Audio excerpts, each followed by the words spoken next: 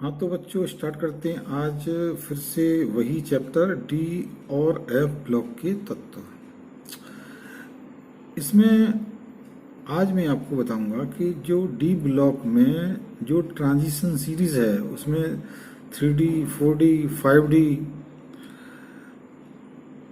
और 6D, ये मैंने आपको 4 संक्रमण श्रेणियां बताई थी आपके कोर्स में। उसमें से 3D संक्रमण श्रेणी है और उसके गुणधर्म आपके कोर्स में हैं।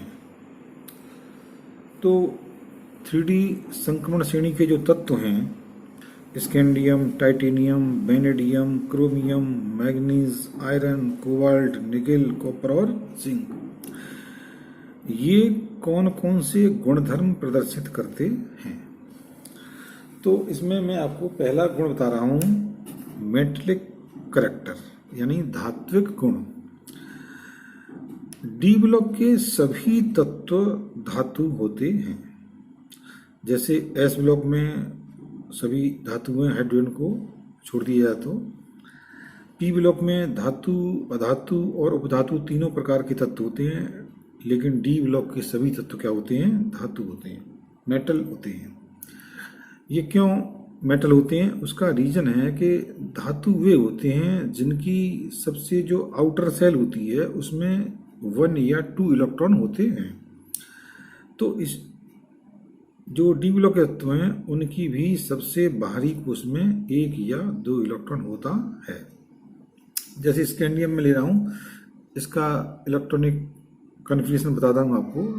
इसमें 21 इलेक्ट्रॉन होते हैं। तो ये हो गया फर्स्ट सेल में 2 इलेक्ट्रॉन, सेकंड में 8 और लास्ट में इसमें 2 और रह गए कितने आपके 9 रह गए थर्ड सेल में। तो इसकी जो लास्ट सेल है वो कितने इलेक्ट्रॉन है? 2 हैं। ऐसे ही हम जितने भी डी ब्लॉक के तत्व लेंगे उन सब में सबसे बाहर की कोश में 1 या 2 इलेक्ट्रॉन होते हैं, इसलिए सभी डी ब्लॉक के तत्व धातु होते हैं। अगला प्रॉपर्टी आती है इसकी, वो है ऑक्सीडेशन स्टेट यानी ऑक्सीकरण संख्या। तो जो डी ब्लॉक के तत्व होते हैं उनकी खास बात ये होती है कि वे बहुत ज़्यादा ऑक्सीकरण अवस्था प्रदर्शित करते हैं। अलग अलग कंपाउंड में अलग अलग उनकी ऑक्सीडेशन नंबर वो शो करते हैं। जैसे हम सामने चार्ट देख रहे हैं, इस चार्ट में बिल्कुल क्लियर है कि जैसे स्कैंडियम है तो स्कैंडियम केवल +3 ऑक्सीडेशन स्टेट शो करता है। लेकिन उसके अलावा आगे बढ़े हम तो देख रहे हैं टाइटेनियम है, ये +2, +3, +4, या वेनेडियम है +2, +3, +4, +5 और आगे आएंगे क्रोमियम। जैसे आगे बढ़ते आ रहे हैं हम देख रहे हैं कि वो ज़्यादा से ज़्यादा ऑक्सीडेशन स्टेट शो कर रहे हैं, +2, +3, +4, +5, +6 और Mn सबसे ज़्यादा +2, +3, +4 और बाद में ये +5 भी, +5 और +6 और +7 इतनी ऑक्सीडेशन स्टेट शो करता है। लेकिन उसके बाद Mn के बाद हम देख रहे हैं कि Fe केवल +2, +3, +4 और कोबाल्ट +2, +3, +4, निकेल +2, +3, +4 और कॉपर +1 और +2, यानी कॉपर एकमात्र ऐसा इस श्रेणी में तत्व है जो +1 ऑक्सीडेशन स्टेट शो करता है। इसके अलावा और कोई ऐसा एलिमेंट नहीं जो +1 ऑक्सीडेशन स्टेट को शो करे, और ये +2 भी शो करता है। और जिंक केवल +2 ऑक्सीडेशन स्टेट शो करता है। तो यहां देख रहे हैं कि इसमें 3D सीरीज में सबसे ज़्यादा ऑक्सीजन स्टेट Mn शो करता है, +2, +3, +4, +5, +6 और +7, यानी मैक्सिमम ऑक्सीडेशन स्टेट +7 है। हालांकि पूरे ट्रांजिशन एलिमेंट में ओस्मियम एक ऐसा एलिमेंट है जिसकी सबसे ज़्यादा ऑक्सीडेशन स्टेट 8 होती है। अब जैसे मैं आपको बताऊं, इनमें जैसे क्रोमियम है JCRO CrO कंपाउंड है, इसमें ये ऑक्सीजन की -2 हुई तो Cr की +2 हुई, यहाँ शो करता है। लेकिन हम Cr2O3 देखें, अगला कंपाउंड Cr2O3 में Cr की निकालोगे तो +3 निकल के आ जाएगी। इसी प्रकार से यदि CrO2 कंपाउंड होता है क्रोमियम का, इसमें इसकी +4। यदि आप K3CrO4 निकालें, K3CrO8, हालांकि ये एक अनस्टेबल कंपाउंड है, इसमें +5 निकल के आएगी। और K2CrO7 निकालें, इसमें +6 होती है। तो अलग अलग कंपाउंड में ये डी ब्लॉक के तत्व अलग अलग ऑक्सीकरण स्टेट को शो करते हैं। ऐसे में Mn के बारे में बात करूं तो MnO में आप देखेंगे Mn की, क्योंकि -O की -2 होती है तो Mn की +2 हो जाएगी। ठीक ऐसे ही Mn2O3 में आप Mn की निकालें तो +3 होगी। ठीक इसी प्रकार से यदि हम MnO2 कंपाउंड लें तो MnO2 में Mn की +4 होगी। KMnO4 लें तो KMnO4 में Mn की 7 होती है। लेकिन K2MnO4 लें तो यहाँ पर Mn की 6 होती है। तो हमने देखा कि जो ट्रांजिशन एलिमेंट होते हैं वे अलग अलग यौगिकों में अलग अलग ऑक्सीकरण संख्या प्रदर्शित करते हैं।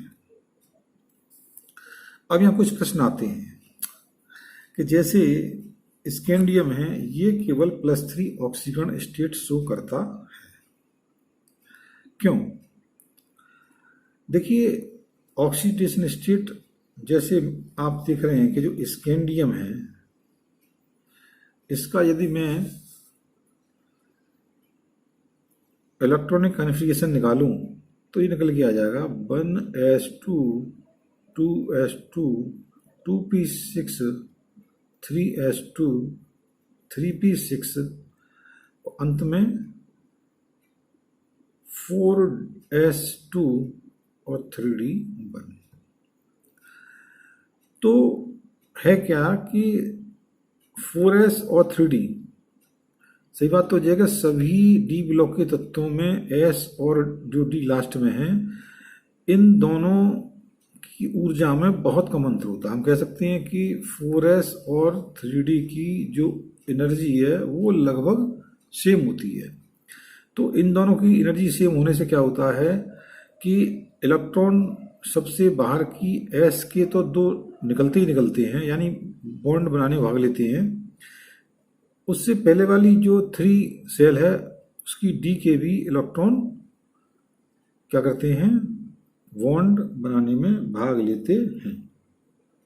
इसलिए क्या होता है, ये सभी जो एलिमेंट हैं वो ज़्यादा से ज़्यादा ऑक्सीजन स्टेट शो करते हैं। और स्कैंडियम में क्या होता है कि इनकी एनर्जी चूंकि मैंने कहा लगभग बराबर है, इसलिए क्या होता है, इसमें बाहर वाले S के दोनों और D का एक, तीनों इलेक्ट्रॉन एक साथ निकल जाते हैं।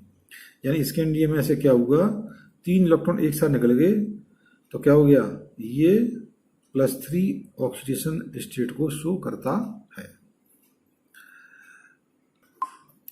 एक प्रश्न दिमाग में और आता है कि आखिर क्या कारण है कि इस सीरीज में हमने देखा कि Mn तक के तत्व तो काफ़ी ज़्यादा ऑक्सीडेशन स्टेट शो करते हैं। जैसे देखा Mn +2 +3 +4 +5 +6 +7 शो करता है, लेकिन Mn से आगे वाले तत्व बहुत कम ऑक्सीडेशन स्टेट शो करते हैं। जैसे जिंक केवल +2 ऑक्सीडेशन स्टेट शो करता है,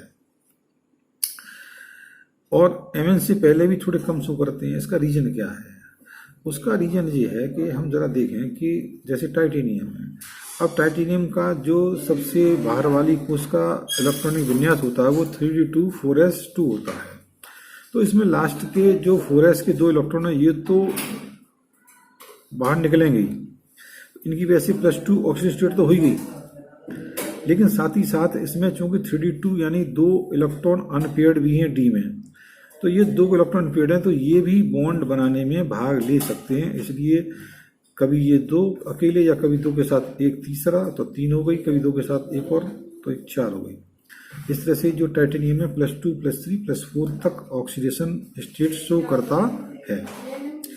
ऐसे ही हम Mn की बात करें तो Mn का जो इलेक्ट्रॉनिक कन्फिगरेशन है वो 3d5 4s2 है। तो इसमें 4s2 यानी बाहर के ये 2 इलेक्ट्रॉन तो निकलेंगे, ये बॉन्ड बनाएंगे तो +2 तो ये हो गई। लेकिन इसके साथ साथ 1 2 3 4 5 यानी 5 इलेक्ट्रॉन अनपेयर्ड और हैं, तो ये 5 इलेक्ट्रॉन भी बॉन्ड बनाने में भाग लेते हैं। इसलिए 2 ये हो गए, 5 ये हो गए, यानी 2 से लेकर 7 तक ये ऑक्सीडेशन स्टेट शो करता है। लेकिन इसके बाद हम यदि इसके और आगे की ओर यानी राइट साइड जाएं तो देखेंगे लास्ट में मैंने जिंक लिया है। जिंक सबसे लास्ट में आता है 30। तो इसका जो इलेक्ट्रॉनिक कन्फिगरेशन है वो 3d10 4s2 है। तो यहाँ देखें 4s2 यानी लास्ट के 2 इलेक्ट्रॉन तो ऑक्सीजन स्टेट शो करेंगे, लेकिन इससे पहले 3d10 में सभी जो ऑर्बिटल हैं उनमें 2 इलेक्ट्रॉन हैं। इनमें कोई भी इलेक्ट्रॉन अनपेयर्ड नहीं है, यानी अयुग्मित इलेक्ट्रॉन कोई नहीं है। और हम जानते हैं कि केवल अयुग्मित इलेक्ट्रॉन ही बॉन्ड बनाने भाग लेते हैं डी के, इसलिए इसमें केवल बाहर वाले 2 इलेक्ट्रॉन ही बंद बनाने में भाग लेंगे। अंदर वाले चूंकि इलेक्ट्रॉन कैसे हैं, पेयर्ड हैं। यही कारण है कि Mn के बाद हम जब दाईं ओर जाते हैं तो अयुग्मित इलेक्ट्रॉनों की संख्या कम होती जाती है। इसलिए Mn के दाईं ओर वाले जो तत्व हैं 3d श्रेणी के, वे कम ऑक्सीकरण अवस्था प्रदर्शित करते हैं।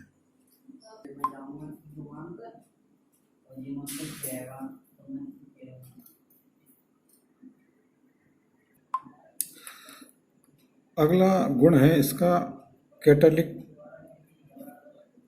प्रॉपर्टीज, उत्प्रेरकीय गुण। आपने देखा होगा कि बहुत सारी क्रियाएं आपने देखी होंगी, जैसे नाइट्रोजन और हाइड्रोजन की जो क्रिया होती है तो अमोनिया बनती है, उसमें हम क्या लेते हैं, उत्प्रेरक आयरन Fe लेते हैं। Fe कहाँ पर स्थित है, ये डी ब्लॉक में है। ठीक इसी प्रकार से हम यदि सल्फर डाइऑक्साइड की ऑक्सीजन से क्रिया कराते हैं तो SO3 बनता है। उस समय हम उत्प्रेरक लेते हैं या तो प्लेटिनियम या लेते हैं वेनेडियम पेंटाऑक्साइड। ये दोनों कहाँ पर हैं, ये भी हमारे डी ब्लॉक में हैं। तो यानी कहने का अर्थ यह है कि जो डी ब्लॉक के तत्व हैं उनमें एक विशेष गुण पाया जाता है, वो है उत्प्रेरक का यानी कैटलिस्ट का।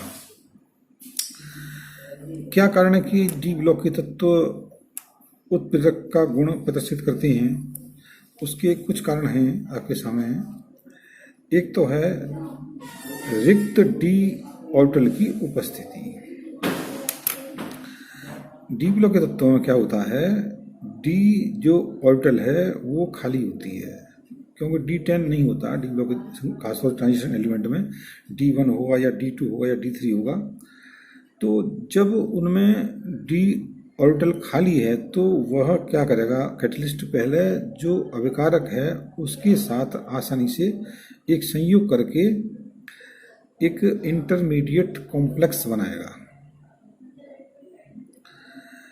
दूसरा क्या होता है कि जो डी ब्लॉक के तत्व हैं ये वेरिएबल ऑक्सीडेशन स्टेट शो करते हैं, यानी परिवर्तनशील ऑक्सीजन अवस्था प्रदर्शित करते हैं। इससे क्या होता है कि जो माध्यमिक यौगिक बनता है इसी वजह से बनता है। एक और इसका पॉइंट है वो है लार्ज सरफेस एरिया, कि जो डी ब्लॉक के तत्व हैं उनका सरफेस एरिया ज़्यादा बड़ा होता है। अब मैं तीनों को डिस्कस एक एक करके करूँगा, ठीक है। तो ज़रा देखिए, पहले यूँ समझिए, इधर से लेके देखिए। जैसे मैं एक रिएक्शन दिखा रहा हूँ आपको कि SO गैस और O2 गैस वेनेडियम पेंटाऑक्साइड की प्रेजेंस में क्या हो रहा है कि SO3 बन रहा है। इसमें कौन है उत्प्रेरक, V2O5, ये कैटलिस्ट है। अच्छा, अब इसमें कैसे मैकेनिज्म हुई कि पहले जो रिएक्टेंट है हमारा SO2, ये कैटलिस्ट V2O5 से क्या करेगा, अभिक्रिया करेगा। और अभिक्रिया करने पर क्या हुआ, SO3 बना और साथ में V2O4 बना। जरा देखें, ये V2O4 क्या है, ये एक इंटरमीडिएट कंपाउंड है। इस V2O4 बनने में हम गौर से देखें क्या हुआ कि यहाँ पर वेनेडियम की जो ऑक्सीजन स्टेट +5 है, यहाँ पर +4 है, क्योंकि ये डी ब्लॉक के एलिमेंट हैं और डी ब्लॉक के एलिमेंट क्या करते हैं, ये वेरिएबल ऑक्सीडेशन स्टेट शो करते हैं और इसीलिए यानी वेरिएबल ऑक्सीडेशन स्टेट शो करने की वजह से लेकर यहाँ पर एक माध्यमिक यौगिक बनता है। तो मैंने कहा था कि उत्प्रेरक के लक्षण प्रदर्शित करने के लिए एक प्रॉपर्टी यानी परिवर्तनशील ऑक्सीकरण अवस्था का होना आवश्यक है। बाद में क्या हुआ, यही V2O4 फिर हाफ O2 से रिएक्शन करके V2O5 बन जाता है। टोटल रिएक्शन हमारा SO2 + हाफ O2 = SO3 हो गया, या ऐसे ट्वाइस कर देते तो 2SO2 + O2 = 2SO3 हो गया। तो इस एग्जाम्पल से आपने एक बात समझी कि इसमें क्या होता है, एक तो जो कैटलिस्ट हैं वो वेरिएबल ऑक्सीडेशन नंबर शो करते हैं और इंटरमीडिएट कंपाउंड बनाते हैं। एक पॉइंट बताया था मैंने कि एक और रीजन होता है डी ब्लॉक के तत्वों का उत्प्रेरक का गुण प्रदर्शित करने का, वो होता है उनका लार्ज सरफेस एरिया, यानी उनका सरफेस एरिया ज़्यादा होता है। इससे क्या होता है, जैसे आपने पढ़ा था एक अधिशोषण सिद्धांत, उसमें देखा था कि जो उत्प्रेरक होते हैं उनका सरफेस एरिया ज़्यादा होता है, चाहे वो निकल हो या प्लेटिनम हो या पैलेडियम हो। तो क्या होता है कि उसके ऊपर जो हमारे अभिकारक हैं, अभिकारक मान लीजिए हाइड्रोजन है और कोई कार्बन का कंपाउंड है,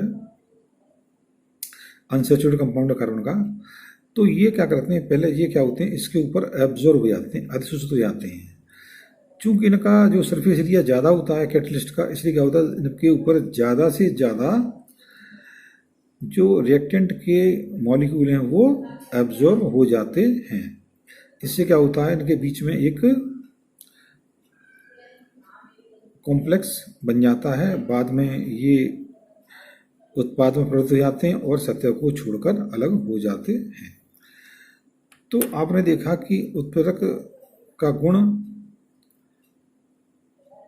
डी ब्लॉक के तत्व इसलिए प्रदर्शित करते हैं क्योंकि एक तो उनका सरफेस एरिया ज़्यादा होता है, दूसरा वे वेरिएबल ऑक्सीडेशन स्टेट शो करते हैं, और तीसरा उनमें अधिक डी ऑर्बिटल होते हैं।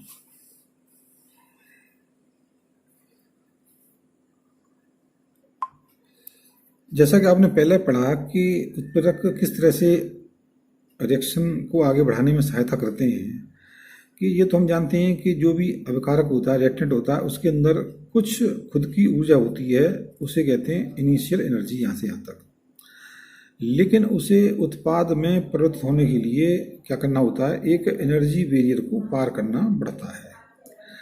तो जब उत्प्रेरक नहीं है तो वो एनर्जी बैरियर ज़्यादा ऊपर होता है, यानी उस समय उस रिएक्टेंट को अपनी एनर्जी के अलावा इतनी एनर्जी, यानी इसे कहते हैं एक्टिवेशन एनर्जी की ज़रूरत पड़ती है। लेकिन जो कैटलिस्ट होते हैं वो क्या करते हैं, वो पहले खुद उस रिएक्टेंट से क्या करते हैं, अभिक्रिया करते हैं, और अभिक्रिया करने के बाद एक इंटरमीडिएट एक्टिवेटेड कॉम्प्लेक्स बनाते हैं, एक संकुल यौगिक बनाते हैं। ध्यान दें क्या करते हैं, जो उत्प्रेरक है, कैटलिस्ट है, वो अभिकारक यानी रिएक्टेंट से कम एनर्जी पर ही रिएक्ट होकर क्या करते हैं, एक इंटरमीडिएट एक्टिवेटेड कॉम्प्लेक्स बनाते हैं। तो ये क्रिया कम ऊर्जा पर हो जाती है, यानी जो एक्टिवेशन एनर्जी है वो पहले की अपेक्षा कम हो जाती है। ऐसे समझ लीजिए, जैसे मान लीजिए पहले पास होने के लिए मार्क्स चाहिए 33, तो कम बच्चे पास हुए, अब पास होने के लिए बोर्ड ने मार्क्स कर दिए मान लो 25, तो स्वाभाविक है पहले की अपेक्षा ज़्यादा स्टूडेंट पास होंगे। इसलिए क्या होता, अब जितने रिएक्टेंट के मॉलिक्यूल होते हैं, पहले मान लीजिए केवल कुछ मॉलिक्यूल ही उत्पाद में परिवर्तित हो पा रहे थे, अब कुछ ज़्यादा मॉलिक्यूल उत्पाद में परिवर्तित होंगे, यानी इससे क्या हो गया कि अभिक्रिया की जो गति है वो बढ़ गई। एक और इम्पोर्टेंट प्रॉपर्टी है कैटलिस्ट की, वो होती है फॉर्मेशन ऑफ कलर्ड कंपाउंड। यानी आपने देखा होगा कि जैसे कॉपर सल्फेट है, उसका कलर कैसा होता है, उसका कलर ब्लू होता है। कॉपर जो कि कहाँ पर स्थित है, डी ब्लॉक में, या हम देखें कि KMnO4 कैसा होता है, ये लाल बैंगनी होता है।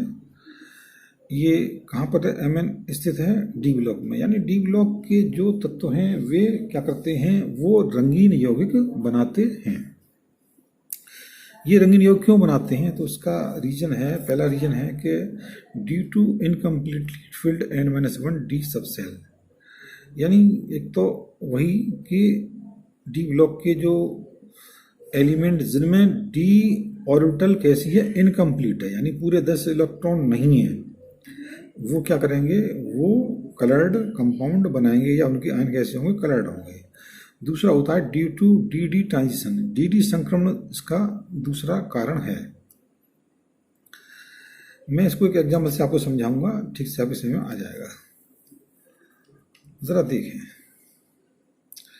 देखिए ये हमारा एक कंपाउंड है hexa aqua titanium third cation. अगला चैप्टर जब पढ़ेंगे तो आपको समझ में आएगा कि ये एक संकुल आयन है, कॉम्प्लेक्स आयन है। इसमें क्या है कि ये जो टाइटेनियम है ये H2 के 6 मॉलिक्यूल से अटैच है। ये जो H2 इसमें जो जुड़ा होता है इसे लिगेंड कहते हैं, यानी टाइटेनियम मेटल है और ये लिगेंड से जुड़ा हुआ है। लिगेंड इस टाइटेनियम को चारों ओर से घेरते हैं। अब होता क्या है कि ये जो आयन है इसका कलर होता है वॉयलेट, बैंगनी। उसका रीजन क्या है, तो देखिए टाइटेनियम का हम यदि इलेक्ट्रॉनिक कन्फिगरेशन निकालें तो निकल के आता है 3d24s2, 3d24s2। लेकिन यहाँ पर टाइटेनियम को 3 कैटायन का निकालना है, तो 3 कैटायन 1 हो गया, लास्ट में से हमको यहाँ से 3 इलेक्ट्रॉन कम कर देनी है, तो रह गया यहाँ पर 3d1, ये रह गया। यानी टाइटेनियम जो 3 कैटायन है वो 3d1 होता है। अब देखिए होता क्या है कि सामान्य स्थिति में जब कोई मेटल का डी ऑर्बिटल है, डी ऑर्बिटल में डी सबसेल में 5 ऑर्बिटल होते हैं, 1 2 3 4 5। यदि D1 है तो 1 इलेक्ट्रॉन आपका ये हो गया। यदि अकेला टाइटेनियम होता उसमें H2O लिगेंड नहीं होती तो उस समय क्या होता, उसे हम कहते हैं आइसोलेटेड स्टेट में है हमारा टाइटेनियम। अकेला टाइटेनियम है तो आइसोलेटेड स्टेट में, उस समय उसकी जो 5 डी ऑर्बिटल हैं, चाहे वो DXY हो, चाहे DYZ दूसरी हो, DZ तीसरी हो, DX² - Y², DZ², 5 जो डी ऑर्बिटल हैं उनमें जो एनर्जी है वो कैसी होगी, सेम होती है, समान ऊर्जा की ये 5 ऑर्बिटल होती हैं। इसको हम कहते हैं डिजनरेट। फिर ध्यान दें कि जब अकेला टाइटेनियम होता है उस समय उसकी जो 5 ऑर्बिटल हैं उनकी एनर्जी सेम रहती है, उसे हम कहते हैं डिजनरेट। लेकिन जब वही टाइटेनियम चारों ओर से लिगेंड से घिरा हुआ है तो ये जो लिगेंड होते हैं ये लिगेंड इस टाइटेनियम को अपने लोन पे इलेक्ट्रॉन देते हैं। टाइटेनियम में चूंकि ये जो ऑर्बिटल हैं वो कैसी हैं, रिक्त हैं, इसलिए क्या होगा कि ये लिगेंड से इलेक्ट्रॉन लेगा। तो जब चारों ओर से जो H2O घेरे रहते हैं और उनमें क्या होते हैं, लोन पेयर होते हैं। ये कुछ इस तरह से कहानी होती है, जैसे ये टाइटेनियम है और H2O H2O H2O H2O H2O और H2O। तो ये टाइटेनियम को क्या करेंगे, सभी इलेक्ट्रॉन देंगे। और तो इससे क्या होता है कि ये जो ऑर्बिटल हैं अब इनकी एनर्जी सेम नहीं रहती, क्योंकि ये जो इलेक्ट्रॉन है लोन पेयर ये इसको क्या करते हैं, प्रतिकर्षित करते हैं। क्या करते हैं? इन ऑर्बिटल्स को क्या करते हैं? प्रतिकर्षित करते हैं। इससे क्या होता है? ये पांचों ऑर्बिटल की एनर्जी सेम नहीं रहती, बल्कि क्या होता है, ये पांच ऑर्बिटल की एनर्जी दो भागों में डिवाइड हो जाती है। तीन ऑर्बिटल ये और दो ऑर्बिटल ऊपर वाले, ये तीन ऑर्बिटल हैं, इनको T2G कहा जाता है। इनकी एनर्जी कम होती है, ये कम ऊर्जा वाली तीन ऑर्बिटल हैं, और ऊपर वाली दो ऑर्बिटल हैं, इनको EG कहते हैं, ये अधिक ऊर्जा वाली ऑर्बिटल हैं। तो लिगेंड के कारण क्या हुआ कि जो D ऑर्बिटल हैं उनकी एनर्जी अब असमान हो गई। तो हमारा जो D1 था वो ये हो गया, ये वाला इलेक्ट्रॉन यहाँ आ गया। अब ये इलेक्ट्रॉन कम ऊर्जा वाले ऑर्बिटल में है, तो जब इसे हम रखते हैं खुले में, तो वहाँ जो प्रकाश है, लाइट है, विजिबल लाइट है, वो ये इलेक्ट्रॉन उस विजिबल लाइट के किसी एक पार्ट को एब्जॉर्ब करता है, यानी उसमें से एनर्जी को लेता है, और ये विजिबल लाइट में से एनर्जी को लेकर ये यहाँ से ऊपर यहाँ जाता है, यहाँ से कूद के ऊपर आ जाता है इधर। पहले यहाँ आया, बाद में क्या होगा, फिर लौट कर ये वापस आएगा। तो जब लौट कर आता है तो क्या करता है, ये एनर्जी को रिलीज करता है। तो ये उस एनर्जी को जब रिलीज करता है तो हमें वह रंग के रूप में दिखाई देता है। कैसे? जैसे मैं आपको बता रहा हूँ अभी मिनट में। देखिए, ये हमारा विजिबल लाइट की रेंज है, violet, indigo, blue, green, yellow, orange, red. तो देखिए, जो वॉयलेट पार्ट है, यानी जो प्रकाश का बैंगनी रंग है, बैंगनी पार्ट है, उसकी जो तरंग दैर्घ्य होती है, लैम्डा वेवलेंथ होती है, वो लगभग 400 नैनोमीटर की होती है। आगे बढ़ेंगे तो ये तरंग दैर्घ्य बढ़ती जाती है, ब्लू की 430, ग्रीन की 490, येलो की 560, ऑरेंज की 600, रेड की 700। तो मैंने बताया कि जैसे यहाँ जो इलेक्ट्रॉन क्या करेगा, इसमें से ही किसी एक, इनमें से किसी एक कलर वाली तरंग दैर्घ्य को एब्जॉर्ब करेगा, और उसके बाद जब वो वापस लौट के आएगा तो दूसरे कलर वाली तरंग दैर्घ्य को वो एमिट करेगा, निकालेगा। तो इसमें भी एक नियम है कि यदि वह बैंगनी रंग वाली तरंग दैर्घ्य को एब्जॉर्ब करता है तो फिर वो पीले रंग को बाहर निकालता है। यदि नीले रंग वाली तरंग दैर्घ्य को एब्जॉर्ब करेगा तो उसमें वो नारंगी रंग को बाहर निकालेगा। हरे रंग वाली तरंग दैर्घ्य को एब्जॉर्ब करेगा तो लाल रंग बाहर निकालेगा, या उल्टा, लाल एब्जॉर्ब करेगा तो हरा निकालेगा, नारंगी एब्जॉर्ब करेगा तो नीला रंग दिखाई देगा हमें, पीला एब्जॉर्ब करेगा तो हमें कलर दिखाई देगा बैंगनी। तो यहाँ पर ये मैंने एक फिगर और बनाया है, ये बिल्कुल गौर से देखें। जैसे मान लीजिए ब्लू कलर यदि वो एब्जॉर्ब करता है तो हमें ये ऑरेंज हमें दिखाई देगा, यदि वो रेड ऑब्जर्व करता है तो हमको ग्रीन दिखाई देगा, येलो ऑब्जर्व करता है तो हमें वो वॉयलेट दिखाई देगा।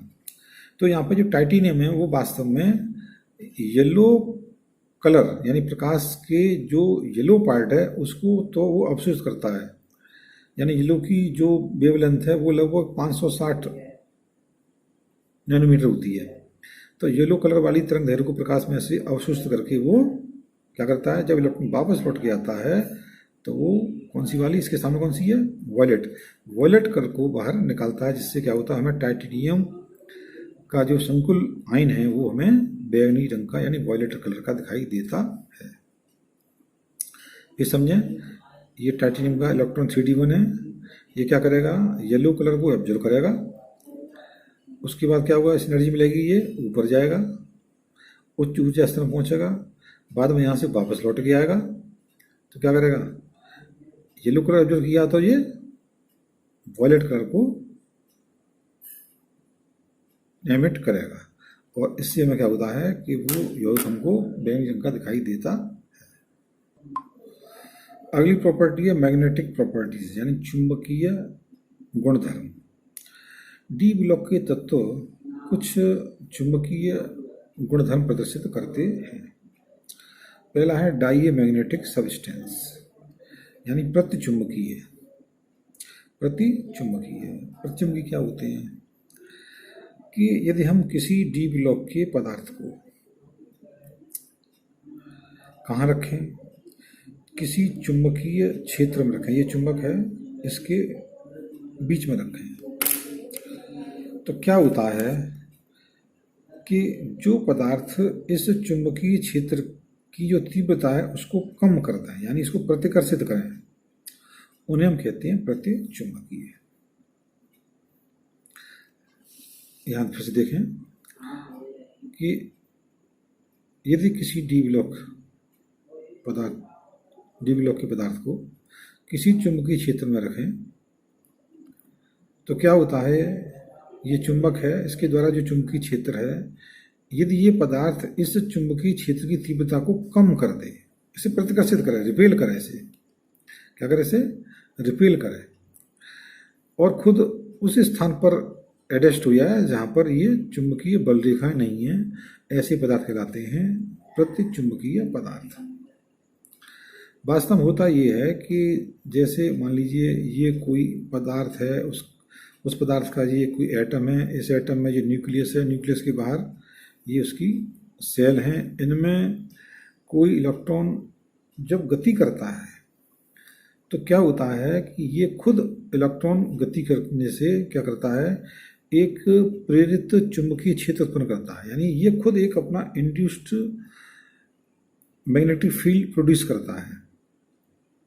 तो इसके द्वारा भी एक चूंकि चुंबकीय क्षेत्र उत्पन्न किया रहा है और एक इनके द्वारा चुंबकीय क्षेत्र उत्पन्न किया रहा है, तो ये दोनों क्या करते हैं, एक दूसरे को प्रतिकर्षित करते हैं, जिससे क्या होता है, ये इनकी तीव्रता को कम कर देता है।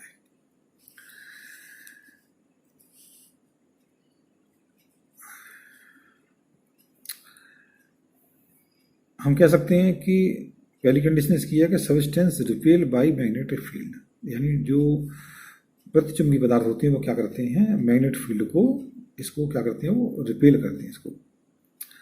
और दूसरा क्या करते हैं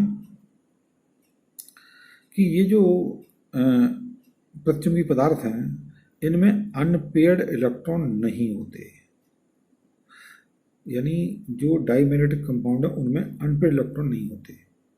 जैसे देखें हम, ये जिंक है, तो जिंक का ये निकाला कॉन्फ़िगरेशन तो निकल के आएगा 3d10 4s2। 310 माने क्या हो गया, डी में 5 ऑर्बिटल हैं, ये पाँचों में 2-2 इलेक्ट्रॉन हो गए, 10 पूरे हो गए, यहाँ पर एस में 2 हैं, 2 पूरे हो गए, सभी में 2-2 इलेक्ट्रॉन पूरे हैं, यानी इनमें कोई भी ऐसी ऑर्बिटल नहीं है जिसमें कोई इलेक्ट्रॉन अकेला हो। यानी चूंकि जिंक में कोई अनपेयर्ड इलेक्ट्रॉन नहीं है, इसलिए क्या होगा, ये कैसा होगा, ये प्रतिचुंबकीय यानी डाई मैग्नेट होगा। दूसरा आता है पैरामैग्नेटिक सब्सटेंस, यानी अनचुंबकीय पदार्थ। देखिए, यानी कुछ पदार्थ ऐसे भी होते हैं जिनको किसी चुंबकीय क्षेत्र में रखा जाए तो ये चुंबकीय जो क्षेत्र है उसकी तीव्रता को बढ़ा देते हैं और खुद उन चुंबकीय बल रेखाओं के अनुदिश एडजस्ट हो जाते हैं। ऐसे पदार्थ कहलाते हैं क्या, अनुचुंबकीय पदार्थ, पैरामैग्नेटिक सब्सटेंस। यानी कह सकते हैं हम कि क्या करते हैं, पहली बात तो ये सब्सटेंस क्या करते हैं, अट्रैक्टेड मैग्नेट फील्ड, यानी मैग्नेट फील्ड इनको अट्रैक्ट करता है। दूसरा क्या होता है कि इनमें अनपेयर्ड इलेक्ट्रॉन होते हैं, अनपेयर्ड इलेक्ट्रॉन होना जरूरी है, तभी होंगे वो अनुचुंबकीय। इसका रीजन क्या है कि जैसे मैंने बताया कि कोई ये हमारा न्यूक्लियस है और न्यूक्लियस के चारों ओर जो सेल हैं उनमें इलेक्ट्रॉन एक तो ऑर्बिटल में मोशन करते हैं, लेकिन साथ ही साथ हम जानते हैं कि ये इलेक्ट्रॉन ऑर्बिटल के साथ साथ अपनी एक्सिस पर भी ये घूमता है। तो जब इलेक्ट्रॉन अपनी अक्ष पर घूमता है, उस अक्ष पर घूमने के कारण इसमें चुंबकीय आघूर्ण मैग्नेटिक मूवमेंट प्रोड्यूस होता है। इस मैग्नेटिक मूवमेंट प्रोड्यूस होने के कारण क्या होता है, ये खुद अपने आप में एक छोटा सा चुंबक बन जाता है। तो इस इलेक्ट्रॉन के चुंबक बन जाने के कारण क्या होता है, यह इन चुंबकीय बल रेखाओं को आकर्षित करता है। लेकिन आवश्यक है कि इसके अंदर अनपेयर्ड इलेक्ट्रॉन होना जरूरी है। जब यदि अनपेयर्ड इलेक्ट्रॉन नहीं होंगे तो क्या होगा कि इनकी जो चुंबकीय आघूर्ण है वो विपरीत दिशा में हो जाएंगे। एक की दिशा जितनी है दूसरी दिशा दूसरी ओर होगी, उससे क्या होगा, दोनों चुंबकीय आघूर्ण एक दूसरे को निरस्त कर देंगे। इसलिए जब तक किसी डी ब्लॉक की एलिमेंट में या किसी सब्सटेंस में अनपेयर्ड इलेक्ट्रॉन है तो वह अनुचुंबकीय गुण प्रदर्शित करेगा। जैसे एग्जांपल लिया मैंने कि हम जरा देखेंगे, जैसे क्रोमियम है तो क्रोमियम का हम कन्फ्यूजन देख रहे हैं तो 3d5 4s1 है। 3d5 में 1 2 3 4 5 यानी सभी ऑर्बिटल में एक एक इलेक्ट्रॉन है। एस में भी 1 इलेक्ट्रॉन है, टोटल हो गए इसमें 6 इलेक्ट्रॉन। अनपेयर्ड 6 हैं। तो चूंकि इसमें अनपेयर्ड हैं इसलिए क्रोमियम कैसा होगा, क्रोमियम हमारा अनुचुंबकीय होगा। तो आज मैंने कुछ ट्रांजिशन एलिमेंट जो 3D सीरीज है उसके कुछ गुणधर्म लिए जो काफ़ी इंपॉर्टेंट हैं। आशा है कि आपके समझ में आए होंगे।